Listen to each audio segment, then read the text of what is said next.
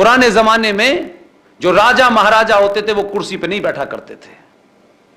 अगर नेहरू जी को आपने देखा हो खेलते हुए, मैदान में नहीं, बिस्तर पे अक्सर खेलते थे वो, उसको देखा हो तो उनके हाथ में एक गोल का तकिया होता था, उसे मसनद कहते हैं। जो गोल तकिया होता है जिसे लोग पीछे टेक लगा के बैठते हैं, उसे मसनद कहा जाता है।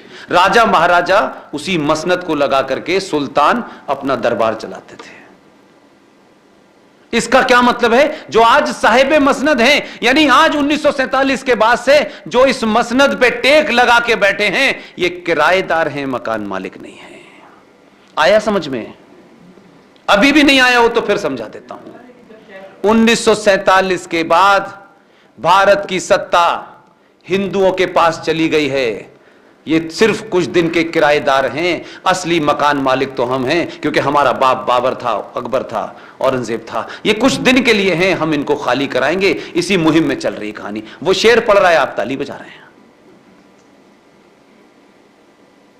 तो आप शब्दों को समझें, भाषा को समझें, संकटों को समझें, लड़ने की तासीर पैदा करें। नहीं तो हम सिर्फ यही गिनेंगे कि हरियाणा में निकिता को मार दिया, दिल्ली में अंकित शर्मा को मार दिया। हम यही गिनती करते रहेंगे।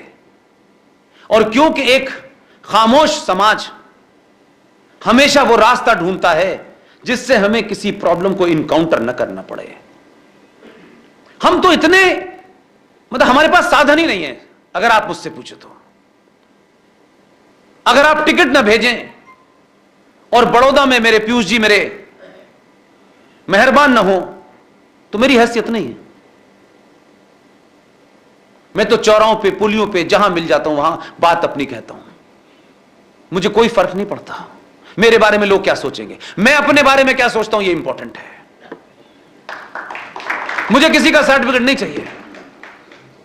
मुझे लगता है कुछ काम मैं कर सकता हूं, मैं कर रहा हूं।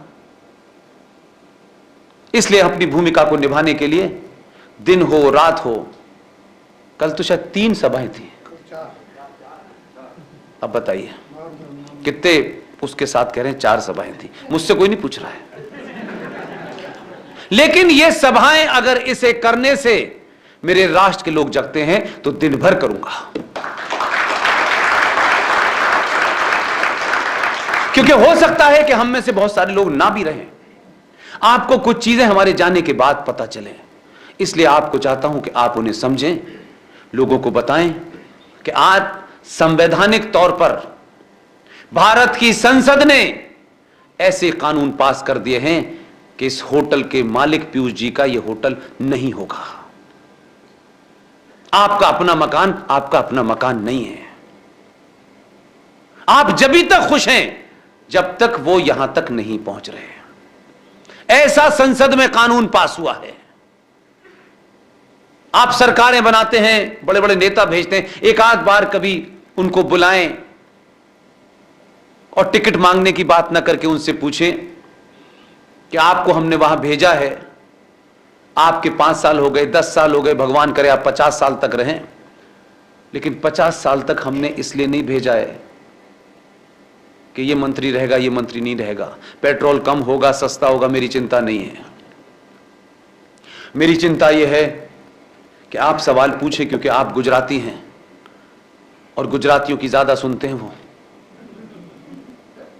आप उनसे पूछें कि 2013 में भारत की संसद के अंदर दोनों सदनों में एक कानून पास होकर रखा हुआ है। हो सकता है उसको भी ना पता हो, क्योंकि उस वक्त वो दिल्ली में नहीं था। यह जिम्मेदारी मेरी और आपकी है। यह पार्टी के उन एमपी एमएलएस की है जो पार्टी से आगे बढ़ के राष्ट्र की चिंता करते हैं। एक नहीं मुझे मिला, सबका मुंह बंद। सच बोलने में किससे डरते हो यार? किसको जवाब देना है मरने के बाद? किसकी अदालत में जाना है तुम्हें? अपने बच्चों के सामने झूठ बोल के जा रहे हो, अपने बच्चों को कंफ्यूज करके जा रहे हो। उनके सामने जो तुमने चुनौतियां खड़ी की उसका भी बोध नहीं कराना चाहते।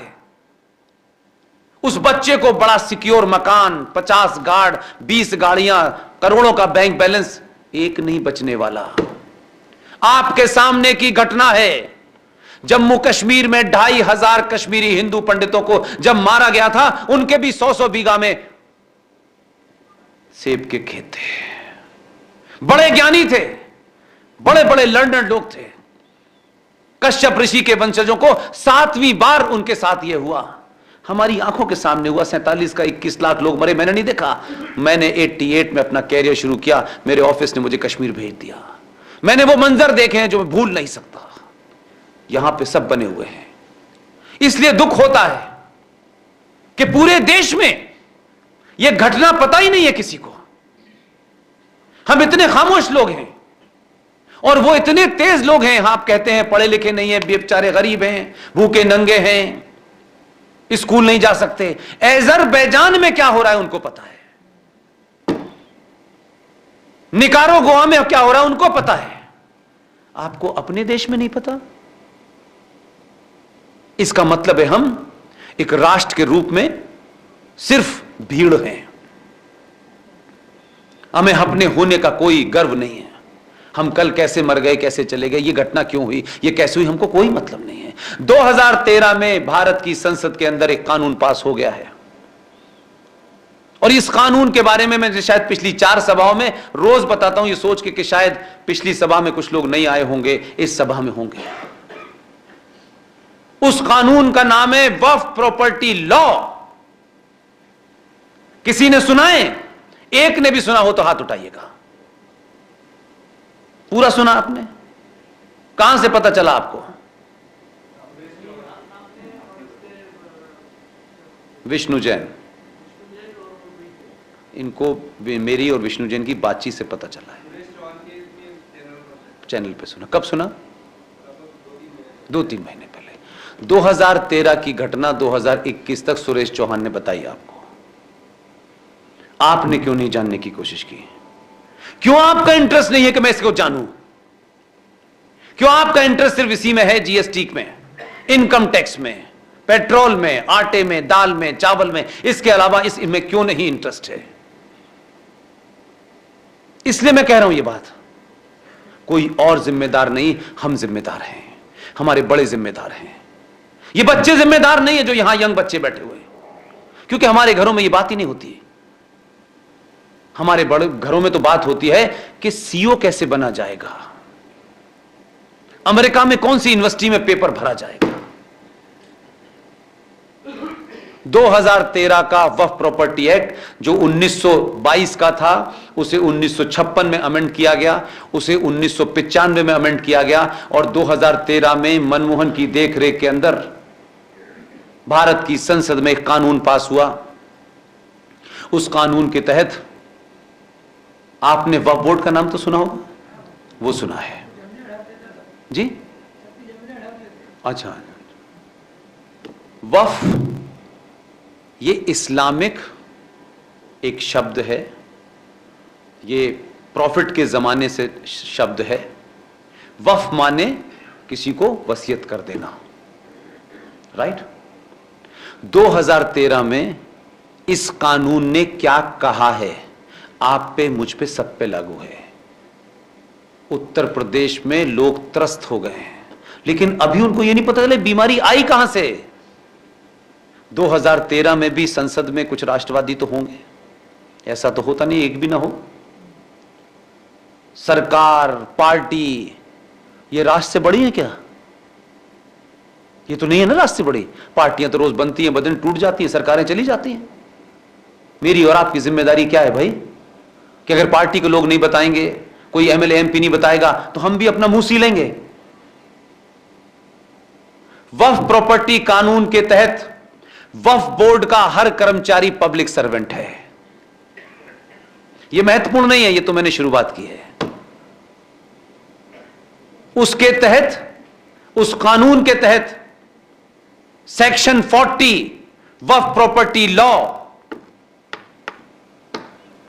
क्या कहता है? अब मैं तो एक ही आपको सेक्शन बता रहा हूं बार बार, इसमें कॉमा फुल स्टॉप भी दाएं बाएं नहीं है। सेक्शन 40 यह कहता है कि वक्फ बोर्ड के 2 जाहिल मुसलमान,